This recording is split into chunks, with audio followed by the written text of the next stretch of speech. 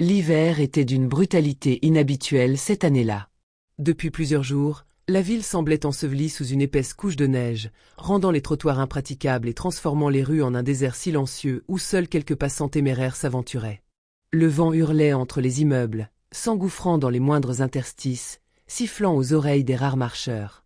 Chaque rafale soulevait un nuage de poudre blanche qui s'accrochait aux lampadaires, aux enseignes lumineuses et aux rares voitures garées, figées sous un manteau glacé. Chloé avançait d'un pas rapide, les épaules voûtées, son manteau bien serré autour d'elle. Le froid transperçait jusqu'à ses os malgré les couches de vêtements superposées. Ses joues, rougies par le gel, brûlaient à chaque bourrasque, et le bout de ses doigts, même protégé par ses gants, commençait à picoter désagréablement. Elle aurait pu prendre un bus, mais l'attente sur un trottoir verglacé lui semblait pire que d'affronter directement les éléments. Elle revenait d'une longue journée dans la petite librairie du centre-ville où elle travaillait depuis 2 ans. Une librairie chaleureuse, nichée entre un café et une boutique de vêtements, où l'odeur des vieux livres se mêlait au parfum du thé que le propriétaire laissait infuser derrière la caisse. Habituellement, elle aimait cet endroit. Elle y trouvait un refuge contre le tumulte extérieur, un espace où elle pouvait s'absorber dans les pages d'un roman entre 2 clients. Mais ce soir, même le réconfort de la librairie n'avait pas suffi à alléger la fatigue qui pesait sur ses épaules. Les fêtes approchaient, et la boutique était envahie de clients pressés, arpentant les allées à la recherche du cadeau idéal, souvent agités, rarement patients. Chloé avait dû jongler entre les demandes incessantes, les piles de livres renversés et la musique de Noël qui tournait en boucle, martelant son crâne jusqu'à l'épuisement. Pourtant, au fond d'elle, elle aimait cette agitation. Elle aimait voir des gens repartir les bras chargés de romans, se demandant lesquels allaient changer une vie, lesquels allaient être oubliés sur une étagère. Mais ce soir, elle ne pensait qu'à une chose, rentrer chez elle, se glisser sous une couverture et savourer une tasse de chocolat chaud en regardant la neige tomber derrière la fenêtre. Elle s'apprêtait à tourner au coin de sa rue lorsque son regard fut attiré par une silhouette recroquevillée contre le mur d'un immeuble. Une masse sombre, figée dans le froid, à peine visible sous la lumière blafarde d'un réverbère. Un homme. Il était assis à même le sol, enveloppé dans des couches de vêtements usés et une couverture si fine qu'elle semblait inutile face à la morsure du vent. Ses épaules tressaillaient par moments sous l'effet du froid, et ses mains, nues, étaient crispées autour d'un morceau de tissu qu'il tentait en vain de tirer sur lui. Son visage était partiellement dissimulé sous une capuche, mais ses doigts rougis par le gel trahissaient son état. Chloé sentit une boule se former dans son estomac. Elle aurait pu continuer son chemin. Beaucoup l'avaient fait avant elle. Elle avait vu des dizaines de personnes passer devant lui sans un regard, accélérant même le pas, comme si l'ignorer rendait sa présence moins réelle. Elle n'était pas riche, elle non plus. Son petit appartement en périphérie de la ville lui coûtait déjà une bonne partie de son salaire. Chaque mois, elle devait calculer ses dépenses avec soin, renonçant parfois à de petits plaisirs pour tenir jusqu'à la prochaine paie. Mais elle savait ce que c'était de lutter. Un instant, elle hésita. Elle pouvait détourner les yeux, comme tout le monde. Passer son chemin, rentrer chez elle, se persuader que ce n'était pas son problème. Mais quelque chose en elle refusa cette option. Elle prit une grande inspiration et s'approcha lentement. « Monsieur. Ça va ?» L'homme releva légèrement la tête. Son visage, malgré la saleté et la fatigue qu'il avait creusée, était marqué par une certaine noblesse. Des traits fins, des pommettes saillantes, une mâchoire que le froid semblait avoir taillée encore plus nette. Mais c'étaient ses yeux qui frappèrent Chloé, un gris intense, presque métallique, qui contrastait avec la lassitude qui alourdissait son regard. Il la fixa un moment, comme s'il avait du mal à croire qu'elle lui parlait réellement, puis haussa légèrement les épaules. « J'ai vu mieux, mais merci de demander, » répondit-il d'une voix rauque. Chloé mordilla sa lèvre inférieure. Elle savait ce qui allait se passer si elle partait maintenant. Elle rentrerait chez elle, poserait ses affaires, et essaierait d'oublier cette image. Mais elle n'y arriverait pas. Elle se reverrait, passant devant cet homme, détournant le regard comme tant d'autres. L'idée la dégoûta. « Venez chez moi », lança-t-elle soudainement. L'homme écarquilla les yeux, visiblement pris au dépourvu. « Quoi ? Vous ne pouvez pas rester dehors par ce froid. Venez prendre une douche, manger quelque chose, vous réchauffer. » Il la fixa, méfiant. « Pourquoi vous feriez ça ?» Elle haussa légèrement les épaules, cherchant ses mots. « Parce que j'espère que si j'étais à votre place, quelqu'un ferait la même chose pour moi. » Un silence s'installa entre eux. L'homme sembla peser le pour et le contre. Sa posture restait tendue, méfiante. Il avait sans doute appris à ne plus faire confiance à personne, à refuser l'aide qu'on lui proposait, car elle venait souvent avec des conditions, des regards condescendants ou des jugements silencieux. Finalement, il soupira et haussa les épaules.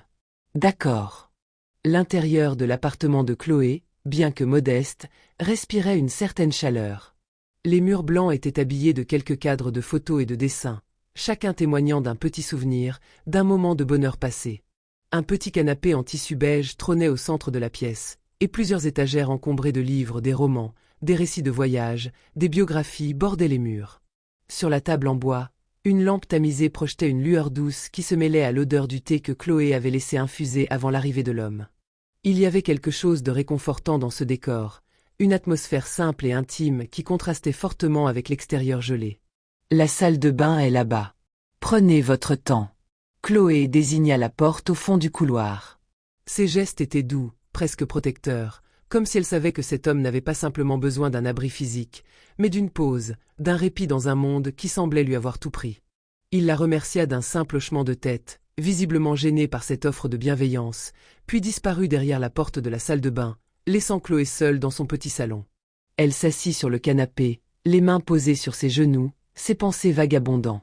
Cette rencontre était si inattendue, si étrange, qu'elle ne savait pas trop quoi en penser. Elle était consciente qu'elle avait fait quelque chose de bien, d'humain, mais cette impression était entachée d'une certaine inquiétude. Elle se demandait qui il était réellement. Comment un homme en apparence si brisé pouvait avoir cette aura étrange, comme si, derrière son apparence négligée, il cachait une histoire bien plus complexe que celle d'un simple sans-abri. Quelques minutes plus tard, la porte de la salle de bain s'ouvrit dans un léger grincement, et l'homme émergea. Chloé se leva instinctivement, les yeux rivés sur lui. Ce qu'elle vit la laissa bouche bée. Il n'était plus ce sans-abri tremblant et sale qu'elle avait recueilli quelques instants plus tôt. Le visage désormais rasé, propre et éclairé par la lumière tamisée, il semblait avoir disparu dans les plis du passé, comme si la transformation était miraculeuse. Ses traits étaient affinés, son regard plus perçant, presque familier. Il était vêtu d'un pull gris clair et d'un pantalon de jogging usé, des vêtements simples mais bien plus adaptés à la situation. Pourtant, ce n'était pas son apparence soignée qui frappa Chloé. Non, ce qui la secoua, ce fut la cicatrice qu'il arborait sur son avant-bras droit. Une longue marque blanche, tracée avec une précision étrange, qui semblait avoir été causée par un événement douloureux, un souvenir gravé dans sa peau. Un frisson parcourut l'échine de Chloé. Elle n'avait pas vu cette cicatrice par hasard. Elle la connaissait. Mais d'où?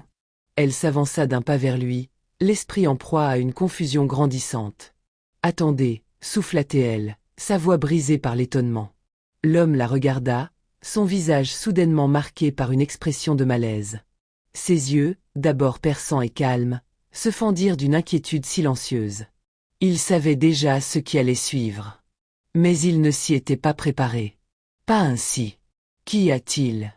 Demanda-t-il d'un ton presque défensif. Chloé, d'une voix tremblante, reprit, ses mains légèrement moites. Qui êtes-vous? Le silence s'abattit lourdement dans la pièce. L'homme détourna les yeux, fixant un point invisible au-delà d'elle. Son corps se tendit, un mélange de gêne et de réticence visible dans la manière dont il se renfermait sur lui-même. Puis, lentement, il soupira, sa voix se faisant plus basse. C'est une longue histoire.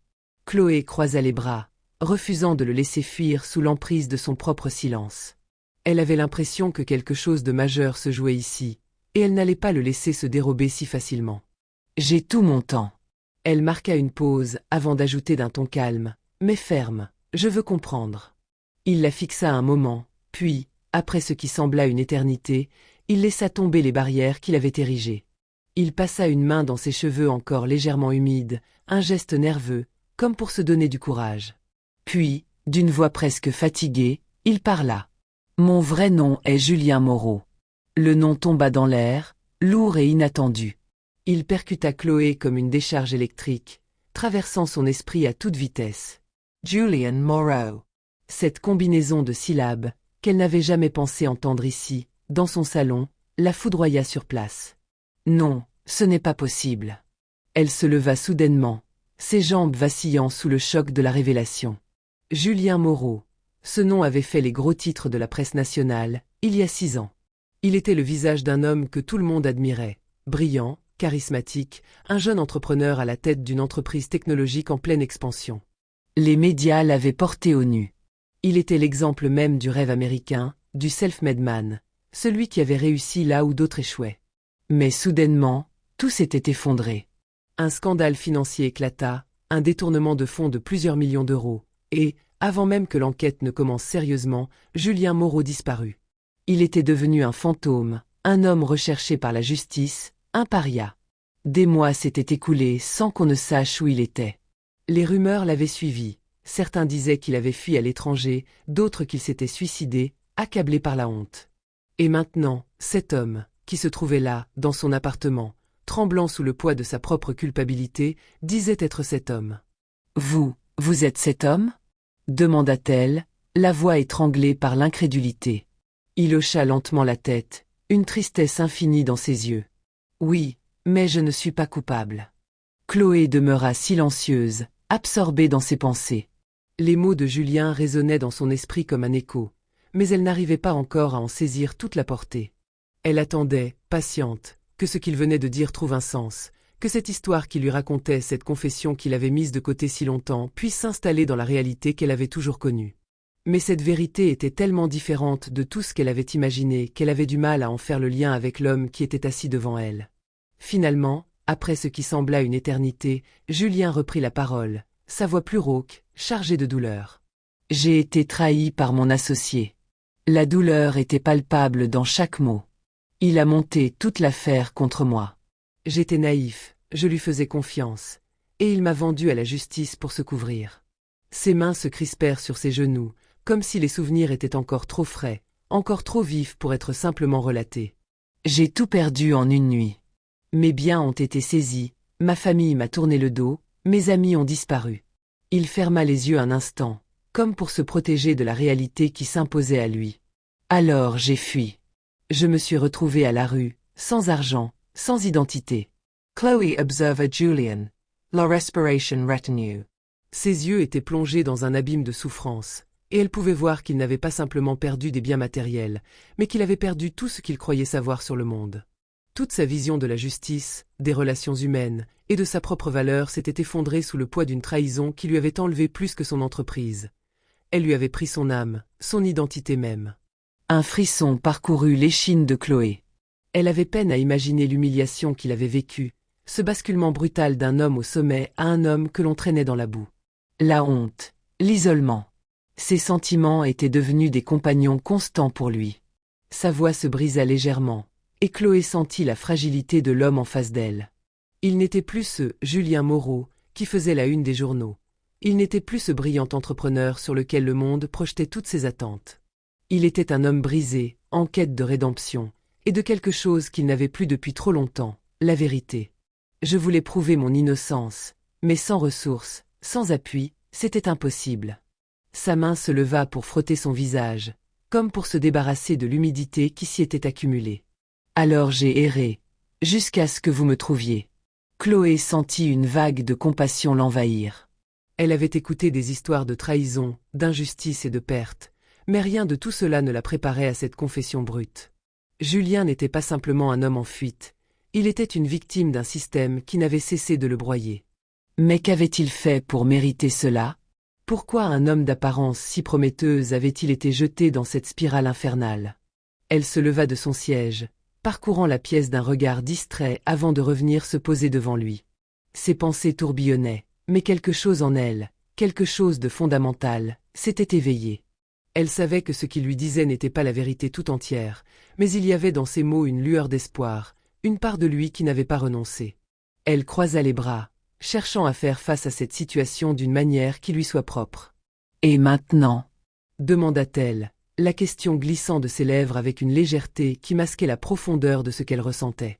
Julien haussait les épaules avec résignation. Ce geste, plus que tout, illustrait l'étendue de son épuisement, la perte de ses illusions. « Je ne sais pas. » La réponse était aussi franche que dévastatrice.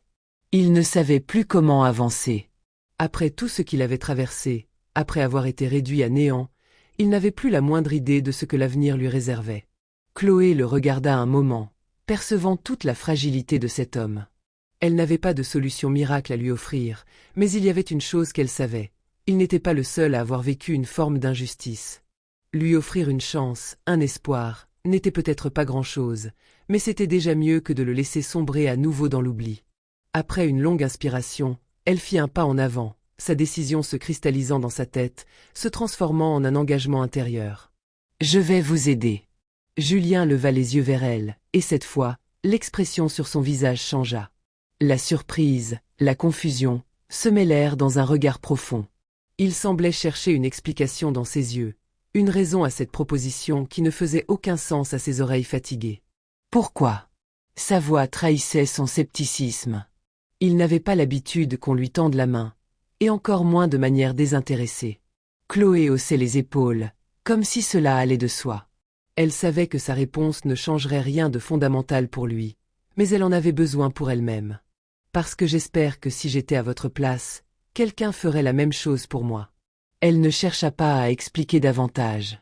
Ces mots étaient simples, mais ils portaient en eux toute la vérité de ce qu'elle ressentait. Elle voulait croire que l'humanité n'était pas perdue, que l'empathie pouvait encore exister, même dans ce monde devenu froid et indifférent. Le silence qui s'installa ensuite n'était pas lourd, mais empli d'une compréhension silencieuse. Julien la regarda longuement, une étincelle d'émotion traversant ses yeux. Puis, pour la première fois depuis leur rencontre, il esquissa un sourire, faible mais sincère. Un sourire qui portait en lui une promesse fragile mais réelle. « Alors, je crois que vous êtes la première personne à croire en moi depuis longtemps. » Ces mots, simples mais chargés de reconnaissance, firent écho en elle. Elle ne savait pas ce qui se passerait ensuite, mais elle savait que cet instant marquait un tournant. Dans la chaleur de son appartement modeste, entouré de murs et de souvenirs, un espoir naquit. Peut-être que c'était un espoir fragile, fragile comme la flamme d'une bougie vacillante, mais il était là. Et dans cet instant, au milieu de ce froid hivernal, Chloé sentit qu'elle n'était pas seule à porter ce fardeau.